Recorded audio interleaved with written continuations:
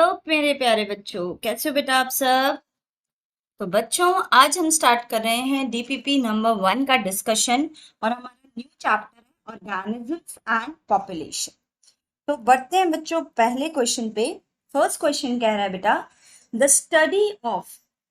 Study of interaction among organisms and between the organisms, ठीक है, and it's physical abiotic environment. अब देखो, interaction किस किस के बीच में बच्चों, ऑर्गेनिजम्स, ठीक है, ये एक ऑर्गेनिज्म है, मतलब एक स्पीशीज है, ये सेम स्पीशीज, ठीक है, सेम स्पीशीज। तो ये ऑर्गेनिज्म और ऑर्गेनिज्म का इंटरैक्शन। फिर कह रहा है ऑर्गेनिज्म और ऑर्गेनिज्म, लेकिन यहाँ पे ये कह रहे हैं डिफरेंट ऑर्गेनिज्म। तो interaction among organism and between the organism, ठीक है, ये हो गया बिटवीन के लिए, ये हो गया अमोंग के लिए, ठीक है। अब ये ऑर्गेनिज्म का इंटरेक्शन किसके साथ, ए बायोटिक एनवायरनमेंट के साथ बच्चों, ए बायोटिक एनवायरनमेंट के साथ। तो इन सब की जो स्टडी होती है बच्चों, इनको हम क्या कहते हैं, इकोलॉजी। क्या कहेंगे बेटा, इकोलॉजी। नेक्स्ट है highest level of biological hierarchy, ठीक है, क्या बताना है बच्चों, हाईएस्ट लेवल। देखो, सबसे पहले जो हम स्टार्ट करेंगे, ठीक है, हमारे पास एटम होता है, हमारे पास मॉलिक्यूल होता है, हमारे पास कंपाउंड है, हमारे पास सेल है, ठीक है, सेल ऑर्गेनालीज कह लो, सेल ऑर्गेनालीज है, सेल है, और उस सेल से टिश्यू बनता है, टिश्यू से ऑर्गन बनता है, ऑर्गन से ऑर्गन सिस्टम बनता है, ऑर्गन सिस्टम डिपेंडिंग अपॉन कौन से ऑर्गेनिज्म है, ठीक है, cellular level, tissue level of organisation, organ level of organisation, organ system level of organisation, और फिर आता है हमारा ऑर्गेनिज्म। यहाँ पे ऑर्गेनिज्म हमारे लिए एक स्पीशीज हो गई। अब ये स्पीशीज की क्या होगी बच्चों, पॉपुलेशन। क्या होगी बेटा, पॉपुलेशन। पॉपुलेशन जो है ये डिफरेंट पॉपुलेशन क्या फॉर्म करेंगी, community, plant community, animal community, जो कि इंटरैक्ट करेंगी ए बायोटिक एनवायरनमेंट के साथ, ठीक है, ये कम्युनिटीज, ये पॉपुलेशन, ये स्पीशीज इंटरैक्ट करेंगी ए बायोटिक के साथ और क्या फॉर्म करेंगी, इकोसिस्टम। और ये इकोसिस्टम जो है डिफरेंट, ये इकोसिस्टम हमारा टेरेस्ट्रियल हो सकता है, ये हमारा एक्वेटिक हो सकता है, ठीक है। ये सारे इकोसिस्टम हमारे फाइनली क्या फॉर्म करेंगे, बायोम, जो कि फॉर्म करेगा बायोस्फीयर। तो हाईएस्ट लेवल जो आया है बच्चों, हाईएस्ट लेवल क्या बनेगा, हमारा बायोम बनेगा। नेक्स्ट कह रहा है major biomes of India include, India में, ठीक है, मेजर बायोम्स। तो ट्रॉपिकल रेन फॉरेस्ट, ठीक है, ट्रॉपिकल रेन फॉरेस्ट होता है, एल्पाइन रीजन, ठीक है, एल्पाइन रीजन जो है वो हम कंसिडर नहीं करते as a major biome. Deciduous forest है, डेजर्ट, ठीक है, डेजर्ट जो है वो होगा हमारा, ठीक है, डेजर्ट होगा, Himalayan region and then sea coast. तो ये जो चार हैं बेटा, ठीक है, tropical rain forest, desert, deciduous forest and sea coast, ये बन गए हमारे मेजर बायो।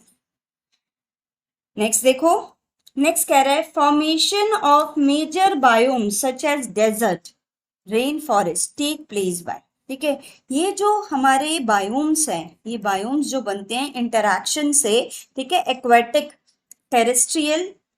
टेरेस्ट्रियल और एक्वेटिक इकोसिस्टम से जो हमारे बायोम्स बने हैं, ठीक है। अब ये कह रहे हैं क्यों बनते हैं। एक तो बच्चों ये जो हमारी अर्थ है, ठीक है, अर्थ, ये हमारी अर्थ जो है ये क्या है बच्चों, टिल्टेड है, क्या है, टिल्टेड, ठीक है। और सेकेंडली सन के अराउंड क्या हो रहा है, ये जो है हमारी अर्थ, क्या कर रही है, रोटेट कर रही है, रोटेशन शो कर रही है। तो रोटेशन और टिल्टिंग ऑफ आवर प्लैनेट, ये दोनों ही कॉज होते हैं बायोम के फॉर्मेशन के। तो बोथ ए एंड बी बन गया बेटा। नेक्स्ट है, formation of wide variety of habitat take place by, wide variety of habitat, ठीक है। हैबिटेट जो है हमारा एक डेजर्ट हो सकता है, एज इन लिविंग देखें, हैबिटेट में ग्रासलैंड हो सकता है बेटा, फॉरेस्ट हो सकता है बच्चों, ठीक है, सी हो सकता है, ओशन हो सकता है, रिवर हो सकती है, लेक हो सकता है, ठीक है। तो ये डिफरेंट डिफरेंट हैबिटेट्स हैं। अब इस हैबिटेट्स का जो ये फॉर्मेशन है, ये वाइड वैरायटी जो बनी है, इतनी सारी वैरायटीज ऑफ जो हमारा हैबिटेट बना है, वो किसकी वजह से? टाइप्स ऑफ स्पीशीज, स्पीशीज तो बाद में रहेंगी जब तक हैबिटेट नहीं होगा उसमें अडेप्ट होने के लिए। टाइप्स ऑफ प्रेडेशन ये बाद का फैक्टर है। Then regional and local variation of environment condition, बिल्कुल यहाँ पे इफ आई से बच्चों कि ये अर्थ है, ये हमारी अर्थ है, राइट। अब इस अर्थ में this is the tropical area, ये ट्रॉपिकल हो गया। देन नेक्स्ट हमारा टेम्परेट हो गया, टेम्परेट। देन नेक्स्ट आ गया हमारा पोलर एरिया। अब यहाँ पे आप देखते हो कि ट्रॉपिकल वाले एरिया में टेम्परेचर जो है वो कंपैरेटिवली हाई है, क्योंकि इक्वेटर से जैसे जैसे हम ऊपर की तरफ जाएंगे तो टेम्परेचर हमारा क्या होता जाएगा, डिक्रीज होता जाएगा। अब ये टेम्परेचर डिक्रीज होगा तो उसी हिसाब से प्लांट्स प्रेजेंट होंगे, और उस प्लांट्स के हिसाब से, ठीक है, क्योंकि सॉइल जो है वो डिफरेंट होगी, वहाँ की वाटर कंडीशन जो है वो डिफरेंट होगी, टेम्परेचर जो है वो डिफरेंट होगा। तो ये सारे फैक्टर्स जो हैं ये है एनवायरनमेंट की कंडीशन पे डिपेंड करेगा कि डेजर्ट फॉर्म हो रहा है, ग्रासलैंड है, फॉरेस्ट है, सी है, ओशन है, रिवर है, लेक है, ठीक है। तो ये आ गया बेटा हमारा आंसर। नेक्स्ट है, environmental factor that characterise the habitat of an organism. अगर हमें बात करनी है हैबिटेट की, ठीक है, हैबिटेट के बारे में बता रहे हैं, किसी भी ऑर्गेनिज्म के हैबिटेट की बात करेंगे तो हम दोनों कंपोनेंट्स कंसिडर करते हैं बच्चों, ए बायोटिक भी और बायोटिक भी। ए बायोटिक जो कि हमारा टेम्परेचर, सॉइल, वाटर, ठीक है, लाइट, ये सारे फैक्टर्स को कंट्रीब्यूट करेगा। और यहाँ पे बायोटिक हमारे प्रोड्यूसर्स, कंज्यूमर्स हो गए, प्रोड्यूसर्स हो गए, डीकम्पोजर्स हो गए, ये सारे के सारे हमारे ऑर्गेनिजम्स जो हैं ये डिटरमाइन करेंगे कि एक ऑर्गेनिज्म उस हैबिटेट में सरवाइव करेगा या नहीं करेगा। So both a biotic and biotic component. Next कह रहा है, a define range of condition that an organism can tolerate. एक ऑर्गेनिज्म है, ठीक है, एक ऑर्गेनिज्म है और वो कह रहा है कि मैं सिर्फ इतने टेम्परेचर पे क्या कर सकता हूँ, सरवाइव कर सकता हूँ, मैं इतनी लाइट कंडीशन पे सरवाइव कर सकता हूँ, मुझे इतना वाटर चाहिए, ठीक है। तो मतलब डिफरेंट डिफरेंट रेंज उसने बता दी है, ठीक है। डाइवर्सिटी इन द रिसोर्सेस, अब वो क्या इट यूटिलाइजेस, वो कितनी एयर, कितना वाटर इनटेक कर रहा है, एयर इनटेक कर रहा है, ठीक है, किस तरीके से फूड कंज्यूम कर रहा है, एंड साथ में डिस्टिंक्ट फंक्शनल रोल। अब वो क्या रोल प्ले कर रहा है, रोल प्ले मतलब वो एक प्रोड्यूसर है, वो एक हार्बीवोर है, वो एक कार्निवोर है बच्चों, या फिर वो एक डिकम्पोजर है। तो ये सारी चीजें कि वो उस एनवायरनमेंट में क्या रोल प्ले कर रहा है इन द इकोलॉजिकल सिस्टम, एक वो कितनी डिफाइन रेंज को टॉलरेट कर रहा है, वो कितनी डाइवर्सिटी को, रिसोर्सेस को, कौन कौन से रिसोर्सेस को यूटिलाइज कर रहा है, उसका रोल क्या है इकोलॉजिकल सिस्टम में। ये सारी कैरेक्टरिस्टिक्स को हम क्या कहते हैं बच्चों, निश। ये क्या कहलाएगी, निश। नेक्स्ट है, the most ecologically relevant environmental factor is, ठीक है, जो मोस्ट इंपॉर्टेंट है बच्चों वो है टेम्परेचर, ठीक है। टेम्परेचर हमारा मोस्ट इकोलॉजिकली रिलेवेंट फैक्टर है।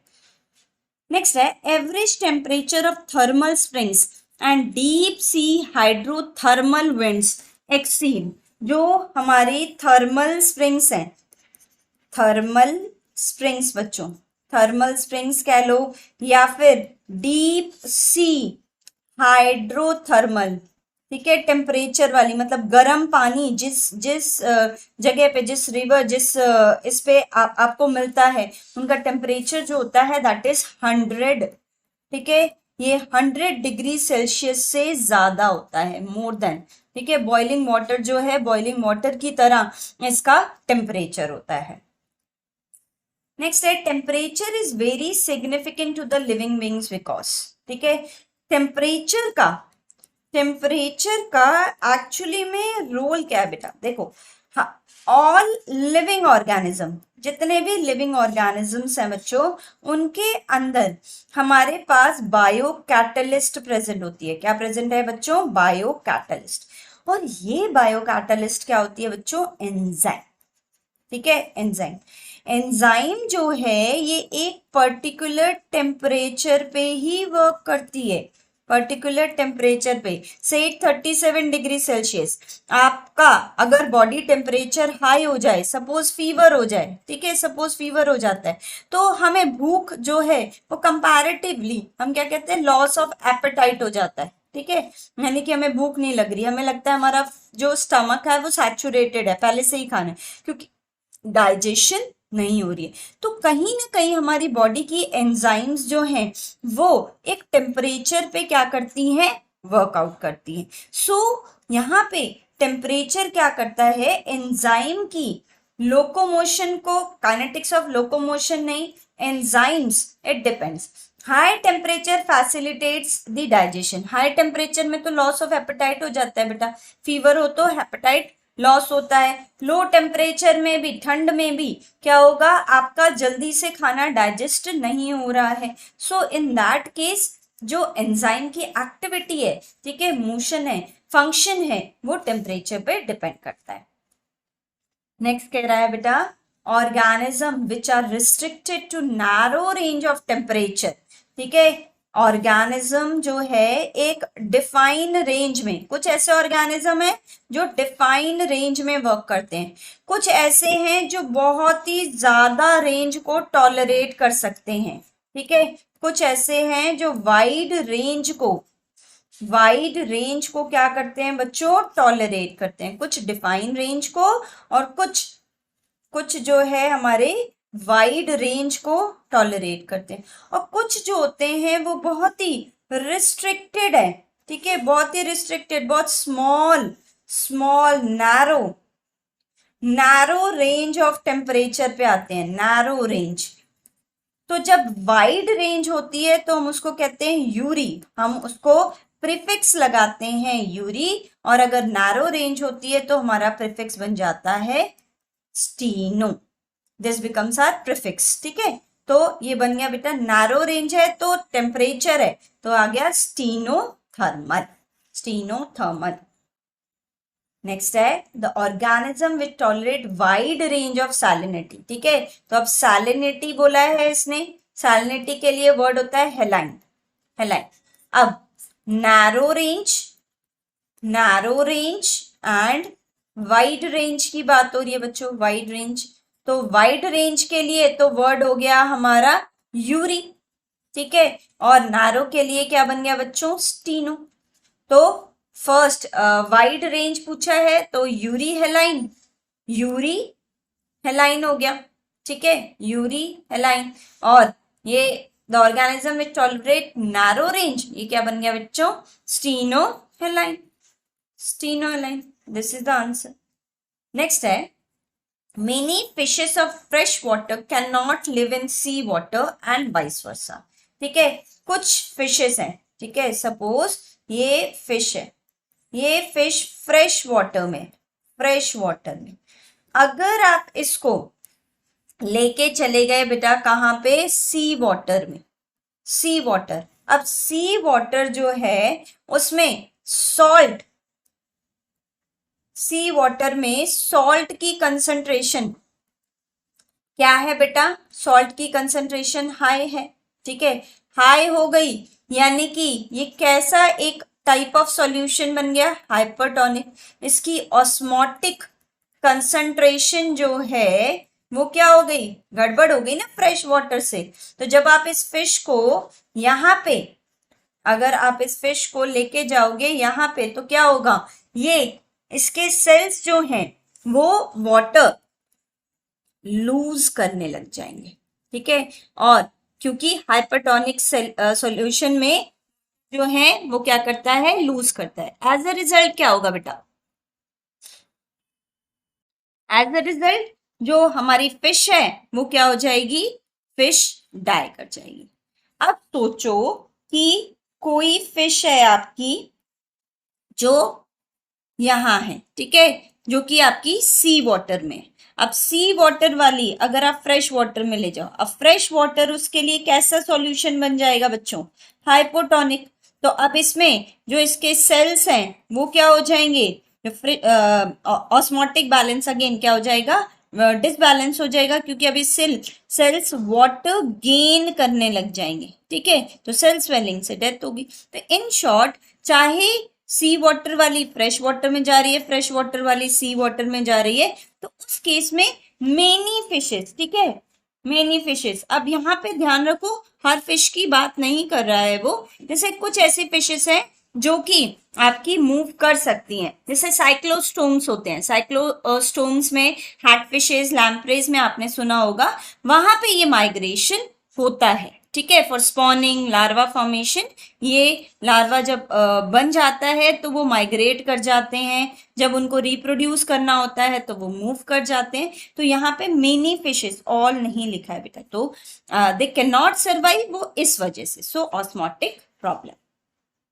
नेक्स्ट है, sunlight is available as a source of energy and is important in sunlight. Sunlight जो है वो ऑटोट्रॉफिक मोड ऑफ न्यूट्रिशन में वर्क करेगी, यानी कि यहाँ पे इट विल हेल्प इन, किस में हेल्प करेगी बच्चों, फोटोसिंथेसिस में, फोटोसिंथेसिस में।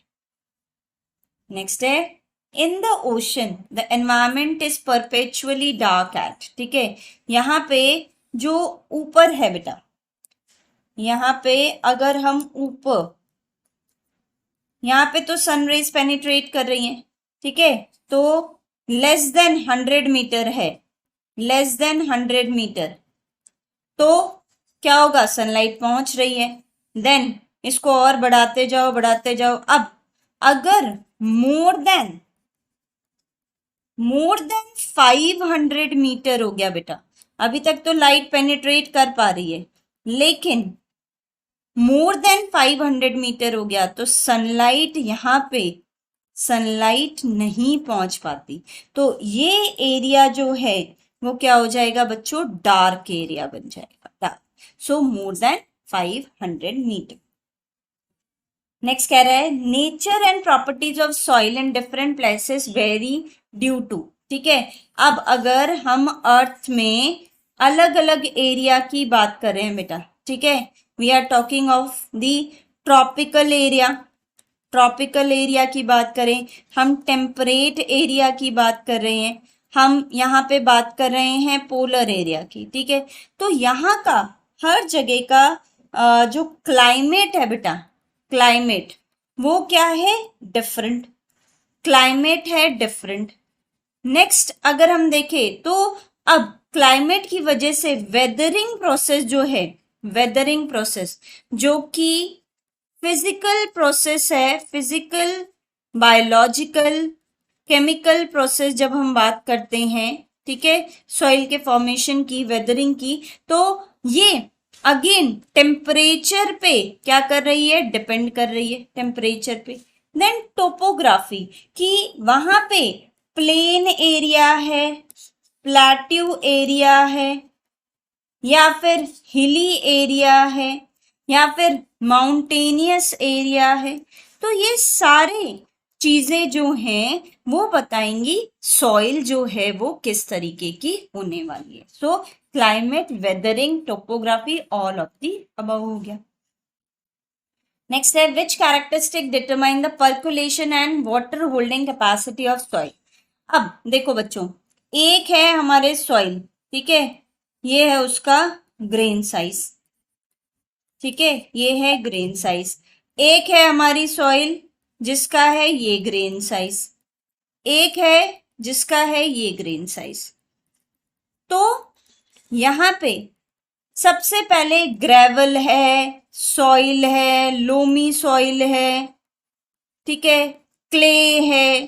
तो ये सारी कैरेक्टरिस्टिक जो है वो डिपेंड करेगी कि हमारा वाटर जो है वो वो स्टे करेगा या फिर वो पेनिट्रेट कर जाएगा। यहाँ पे पेनिट्रेशन पावर, अंदर पर्कोलेशन कम होगी, ये होल्ड करते रहेंगे वाटर को, ठीक है। वाटर, ग्रेवल से वाटर जल्दी से नीचे आ गया। सो सॉइल कंपोजिशन कैसी है, ग्रेन साइज कैसा है, किस तरीके से वो जॉइन है, aggregation. So all of these बन गया बेटा इसका आंसर। नेक्स्ट है, in aquatic environment the types of benthic animals are determined by. Aquatic environment में जो बेटा बिल्कुल फ्लोर पे रहते हैं, ठीक है, बिल्कुल फ्लोर पे, उनको हम क्या कहते हैं, बेंथिक एनिमल्स, ठीक है। सी ओशन में जो बिल्कुल, ठीक है, फ्लोर पे हैं वो हो गए हमारे बेंथिक। तो अब ये किस पे डिपेंड करता है, type of water, type of sediment characteristic, light availability या न्यूट्रिएंट अवेलेबिलिटी। अब जो यहाँ पे जो सॉइल है, ठीक है, यहाँ पे जो सेडिमेंटेशन कैसे हुआ है, ठीक है, सेडिमेंटेशन कैसे हुआ है, उस पे डिपेंड करेगा कि यहाँ पे कौन से एनिमल्स जो हैं वो क्या करेंगे बच्चों, सरवाइव करेंगे। प्लांट्स में अगर हम देखें तो हमें मोस्टली क्या मिलेगा बच्चों, केल्प्स वगैरह जो हैं वो हमें बेंथिक एरिया में मिल रहे हैं। अब एनिमल्स जो है वो अब किस तरीके का प्लांट है उसको वो कंज्यूम कर पा रहा है कि नहीं, सो ये सारे फैक्टर, ये फैक्टर जो है वो डिटरमाइन करेगा हमारा। नेक्स्ट है होमियोस्टेसिस। होमियोस्टेसिस का मतलब होता है बेटा इन कांस्टेंट इंटरनल एनवायरनमेंट को मेंटेन करके रखना, ठीक है। होमियोस्टेसिस, होमियोस्टेसिस हमारे अंदर के एनवायरनमेंट को मेंटेन करने के लिए जो है वो वर्क करती है। अगर कोल्ड है और हमने स्वेटर्स नहीं पहनी हुई है तो इन दैट केस शिवरिंग से हम अपना इंटरनल एनवायरनमेंट मेंटेन करेंगे। अगर बाहर टेम्परेचर बहुत ज्यादा है, हॉट वेदर है, तो हम स्वेटिंग से अपना इंटरनल एनवायरनमेंट क्या करेंगे बच्चों, मेंटेन करेंगे। नेक्स्ट कह रहा है regulators are the animals which, regulator does not maintain their body homeostasis, can maintain their body homeostasis। Regulate कर रहे हैं बच्चों, रेगुलेटर्स बॉडी होमियोस्टेसिस को मेंटेन करते हैं बच्चों, दे मेंटेन इट। नेक्स्ट है regulators are also called as, regulators को हम कहते हैं एंडो, क्योंकि ये इंटरनल एनवायरनमेंट को मेंटेन कर रहे हैं, इंटरनल एनवायरनमेंट मेंटेन हो रहा है, इसीलिए हम इसको क्या कहते हैं, एंडो, इनसाइड, ठीक है, इनसाइड जो है वो टेम्परेचर मेंटेन हो रहा है। नेक्स्ट है what percentage of animal on this earth are regulators and conformers. अब हम अगर एनिमल्स का रियल डेटा देखें बेटा तो रेगुलेटर्स और कन्फर्मर्स में, कन्फर्मर्स जो कि आएगा 1% हमारा रेगुलेटर होता है और बाकी 99% जो है वो आपके क्या है, कन्फर्मर्स। मैमल्स जो हैं, जो आपके वार्म ब्लडेड एनिमल्स हैं, बेसिकली वो रेगुलेटर्स होते हैं। अब उनमें से भी कुछ, ठीक है, तो वो रेगुलेटर होंगे, बाकी सारे प्लांट्स कभी भी अपना इंटरनल एनवायरनमेंट नहीं मेंटेन करके रख रहे, तो वो कन्फर्मर्स में आएंगे। तो 99% जो है वो कन्फर्मर, बाकी 1% जो है वो है रेगुलेटर।